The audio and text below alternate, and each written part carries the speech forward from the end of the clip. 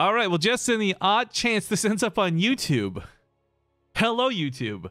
We are practicing casting Direct Strike. And by which case, I mean, this is our technically first ever official game we're going to try and cast and see how it goes. We have two teams of players from Base Trade TV. On the left, you can see we've got Dares, Ricky D, Juvia. And on the right team, we've got Frost, Turkey Dano, and Zerg Dude. I'll explain a little bit more about them once we're in the game, as it looks like we're about to load in. But Direct Strike is just the normal mode. This is not featuring commanders or gear or anything. It is just the super basic Direct Strike. And the reason we're practicing this is because we have our eyes keen and set on trying to make a tournament for Direct Strike. Even if it's just a once-off event. We've been playing this so much on stream. It's been so much fun. I've really been enjoying this a lot, so hopefully we can make something really fun happen. But let me just hide this bar in the top left so we don't hide what's going on over there. But to the bottom left, he's the first wave spawn, not taking a gas because he's a good guy. It's Frost, aka Maple Leafs. His green ally has gone for a quick gas and a tier 2 upgrade. It's Turkey Dano, the Grandmaster. And the last person on this team also going for a faster tier 2, but without a gas, we've got Zerg Dude. First wave goes uncontested in the middle. This is a little problematic for the top team because while Dares appears to be teching, this is going to give the bottom team that middle line income, so an extra 1 mineral per second.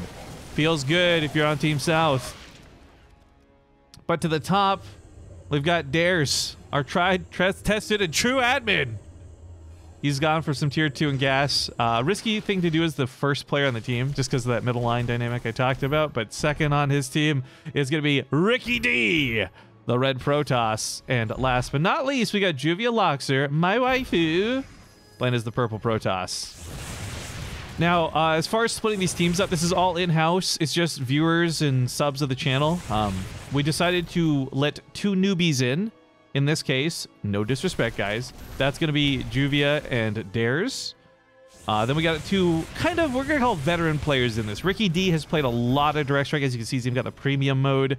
And then Turkey Dano, Grandmaster player, who kicks my ass every time I play against them because he just goes Disruptors because they're such a cool unit. And Protoss is a great race! He's the other veteran on the other team. And then we just left open invites for the last 2. So, well, it's kind of difficult to balance a game of Direct Strike per se. This was our best attempt to try and at least make the teams feel a little more even. Now, as far as what's on the field, you can see in the top left the production tabs. Basically, the way the game reads this, they're going to double every time it's somebody's wave. But you can see for the people who aren't spawning their waves, for example, what their unit composition looks like, even if we're not looking at the bases back at home. Hopefully this will be acceptable, but again, this is our first time ever trying to cast Direct Strike, so, you know, looking for that feedback there in the YouTube comments if you guys have them. But no detection has left these swarm hosts alive for a lot longer than I think the northern team, or excuse me, the southern team would like. However, it does go down because the cannon's right here. Oh, somebody's gifted a bunch of subs while I'm trying to do a super try-hard cast. Just kidding. Thank you so much, Kilo, for the 5 gifted subs. And to the 5 folks who now get ad-free viewing on the channel. And we get a little bit of music to rock and roll with. As good as Dare's swarm hosts appeared to have been initially a combination of detection and air units have pretty much shut this down. Luckily, Mutalisks are not strong enough to break the bunker, but the Marauders are, is what makes this a little bit more scary. Don't know if he's going to get the bunker with the Zealots charging in, but he's taking the shield. He's taking about half that health, things down to less than 300 health, less than 200 health. Not going to burn, though, because these are not conventional mechanics, as you see in a lot of StarCraft 2. So 102 health, not too bad. If they can keep this momentum up, if the Archons don't get it here, the next wave of Marauders might just be able to break it. And as the seasoned Direct Strike players know, this bunker is a big deal. But for those who maybe you're watching this thinking, wow, a Direct Strike game, never heard of this. Mineral income's a really big deal when it contributes to your army supply in this game, and there's only really, we'll say 3 ways to increase that, because one of the 2.5 really. One is you take gases in the back of your base. These increase your income by 0.5 minerals per second. The other is controlling the middle of the map. This will give everybody on your team 1 mineral per second, equivalent to 2 gases. But most importantly, that bunker is just straight up worth 125 minerals. So when that bad boy goes down, it is a big boost to the other team. They can either use it to fuel their gases and extend leads. They could also just use it to build more units. Really comes down to player choice and, I guess, reaction to whatever's going on. If you're trying to blitz the game down, obviously you might want to use it for more units. But Ricky's going to hold, actually, which is pretty good. His wave Not going to necessarily stop the Archons, but it does stop the Marauders from killing the bunker. But with the pairing of the two, this bunker's looking good as dead. 500 shields are generated, but this thing might as well be burnt bread because it's toast. Oh, wait a minute. 10 health. Okay, it does go down. Turkey Dano ends up grabbing the kill. Jivia with the counter with some Zealots. However, she's about to run into some Banelings, so that's going to feel bad, man. The Phoenixes will do pretty well against the Mutalisks at the very least. And while they did lose this early bunker, this is where in public games you'll see a lot of GGs. I think the tenacity of this team should go pretty okay. To the top side, I actually didn't realize Dares had gone for all 3 gases. Now, look, in the grand scope of things, it's better to have that bunker dead, middle line income, and benefit your whole team. But Dares' income is actually going to look a lot better than, say, Zerg dudes. Just outnumbered, once the gases finally pay for themselves, of course. Also, I just got to quickly fix this, guys, because I'm slipping and sliding all over the screen, and I can't stand it! I wonder if you can actually see the income on this. You can. So, again, you're not SCVs, you're not mining minerals, you're just passively given income over time. And as we can see here, Green and Dares probably have the most and the best looking money right now. Dares, of course, is hurting a little bit just because it takes so long to pay off that 3rd and 4th geyser. But, I mean, once he does, his income's going to look fantastic. We'll revisit this a little bit later. Kilel also gifted out a couple more subs. Dude, Kilel, who are you? And thank you. Your kindness is really, really super appreciated. Thank you, man. Metal bonus is more important than gassing early, he says. Yes, I agree. And I think most people who play the game in like a hardcore level would certainly agree too. But again, I remind you guys, we're at a mix of like amateurs and veterans, we'll say, for this. All of those titles are used with quotations. It would definitely be very interesting to see what this looks like when it comes down to tournaments, because we'll start seeing consistency as the rounds get further in, like the good teams not gassing early versus people playing greedy. I mean, I'm one who likes to rush tier 3, but I don't like to push gas with it personally. But I'm also just a memer who goes mass medevacs and wins against the subs. Haha! Confidence! I don't know why Turkey Dano's thing's bugging out here on the overlay, by the way, but Turkey Dano coming with a huge supply of Archons. This is just, you know, you can't lift them up. The Phoenix, the Zealots are obviously biological. They take that bonus damage, and this is just pushing through. The beauty of this is it eats into the next wave. Right now, it should be orange versus purple, but purple's units are all dead, so Zerg Dude just gets to keep paying that momentum forward. Trying to rush into the planetaries, fine. Fungal Growth catches the Banelings. Feels bad, man. Here comes some Broodlords, too, messing up the AI. And maybe Dares has found a way to hold on to this a little bit longer, but they're still under attack. The planetary has not been cracked too badly. It's only missing a couple hundred health. You can certainly bounce back from a game like this with the right momentum. And I think the Infestors are actually a really good call. That combined with the Broodlords messing up the AI of those Zerglings, if those had all collided into the command center, that thing would be like on fire right now. But there comes that big wave of Dano Archons. He's not actually going for Disruptors this game, which I kind of hate, and I almost feel like he's doing intentionally because he knows I'm observing! Turkey Dano! But yeah, in regards to delay, I think stream delay is really important because the compositions these guys have is a pretty big deal. So when we do the actual tournament, we'll probably add on 2 to 3 minutes of delay. But once we start getting into the circuit of, like, let's say the first tournament goes so well, we're all so excited, we want another one, and another one, and another one, and we DJ Khaled up in here, then that's where we start finding more trusted players. One of my favorite things with regular StarCraft casting right now is I can work with players like DNS, PT Drogo, Hearthstone, I just named all Protoss, kill me. But I have a lot of trusted players who I know aren't going to stream cheat, they're honorable, their egos are too big for it anyways, so we can run some streams without delays, which is always the best. But for Direct Strike, we may have to accommodate until we discover those players and those teams. But some ghosts coming from Frost, which is nice at a glance, but they use all their snipes for their energy, so no EMPs for those Archons. However, it looks like the Liberators still carry through, and this ends up going not as badly as I thought it would. Medevacs are actually out healing the Broodlings right now, so okay for a time, but then the Archons break through and these ghosts start going down. Still though, if they had the energy to get off even just like one EMP, that could have looked very different. Phoenixes come in though, and once again they can't lift up the Archons. But the Archons are so busy shooting the Phoenix, they take so long to clean up the Zealots. They're not hitting those Disruptors. If, and that's a big if, those come off cooldown, these Disruptors can definitely break those Archons. But there's Zerg Dude's wave once again, a lot of Banelings. Couple gonna get traded out for a couple. Fested Terrans and a little bit of Fungal Growth action keep those Banelings from marching forward, and that was just a couple of Hydras. But they're paired up with Turkey Dano's units. That's the beauty of Direct Strike. You go all the way back to the original Tug of War games. You got Direct Strike, you got Desert Strike, you name it. Nexus Wars even. It's having leftover units follow through to your next teammate's wave that really just adds value to this game. It doesn't matter what it is. A Liberator, a Medevac, a Tempest, you name it. As long as something carries over to the next wave, you're going to start stacking, and that's where you get really powerful pushes in these games. What kind of direct strike mode is this? We're trying to cast, man. I know we're doing it live here on Twitch, but we're giving it a shot. We're seeing how it goes.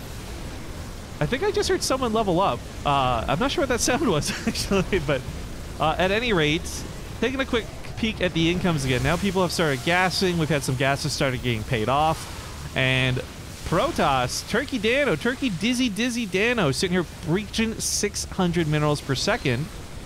A large part of that is the middle income bar. It is just so valuable. While you can max out on 3 or 4 gases, it's still worth the additional 2. But finally, the North team's pushing back. It's taken them 10 minutes to do it, but they might just maybe after this wave have control of the middle and start getting some of that money back. I don't know if there's actually a tab that shows you like total money. I know there's money spent and resource. There you go. I guess resources total.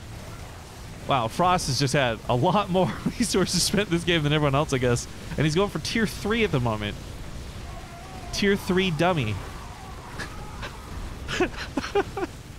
Yeah, don't go for tier 3, dummy. That's a sick placeholder. I don't know why it's labeled as dummy. That's great. But ooh, bunker gets broken on the counter. Now they've got that money. I mean, the thing is, you still get 125 minerals, but the 125 minerals gives you that early game momentum to have that middle in control for so long. So while it's great that they broke the bunker, they haven't had middle income for that long. So I don't think this is going to hurt or increase the power of their waves. If anything, it probably just keeps this closer to neutral. But that's me speaking out of my ass.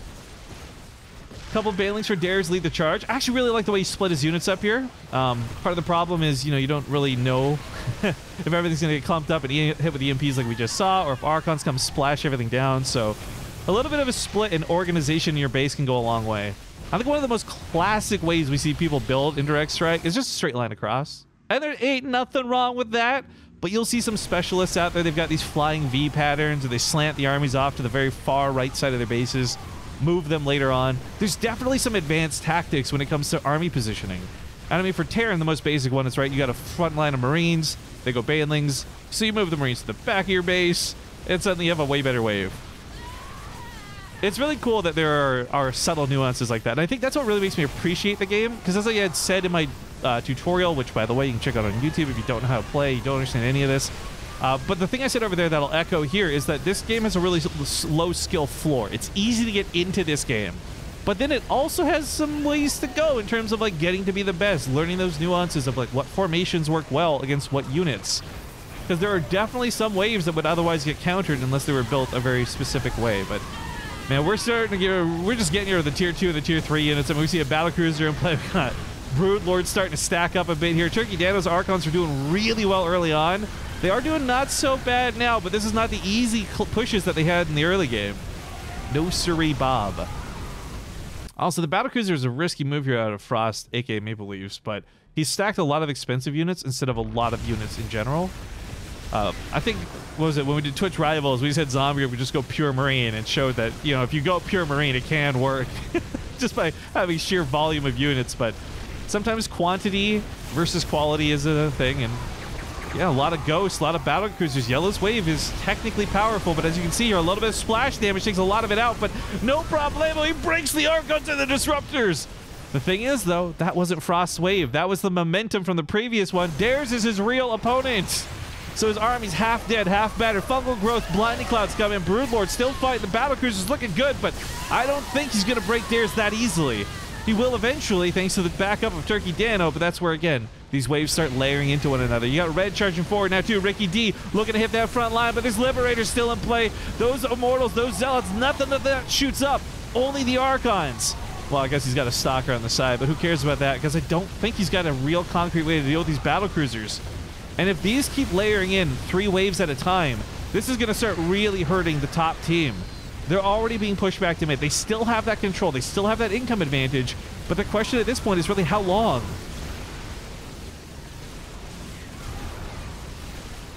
Flying V with the Overseer says fart bag in chat. Yeah, you know what's up. You know what's good. This lad is the tactical genius.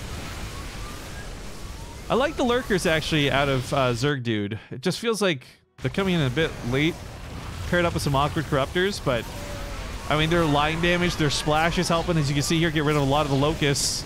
Lurkers with their long range and burrow are also really hard to just remove from play entirely, so they're going to have some longevity here, similar to the battle cruisers, and that's where we go back and do it all over again. These units are starting to stack. That momentum is being shifted. Disruptor looks for a big shot on the backside. A lot of those immortals get hit.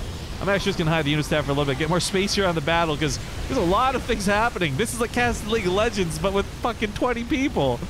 So Turkey Dano's Archon's going to lead the front line. If they can take out any man of these zealots, soak up the disruptor shots, so much the better, because Orange is the real opponent of this wave, and those lurkers come in once again for the fight. Corruptor's trying to assist here, but the front line's going to go down. That carrier's not going to stack up for another wave. Oops, clicked that by mistake. Pretend you didn't see that. But let's push forward. We got some GG spam coming out of Dares too. Not sure if he's feeling defensively GG'd or tapping out, but his wave here is going to struggle because while he may or may not deal with the corruptors as we see, he's not gaining any ground. Dares is holding the line, which isn't bad per se, but that means your opponent has to be able to use your momentum defensively to counter push, and this is where it gets a little bit dicey, and we revisit those battle cruisers all over again. The corruptors from Zerg Dude are being healed by the Medivacs of Frost, by the way. Maple Leafs help push through this.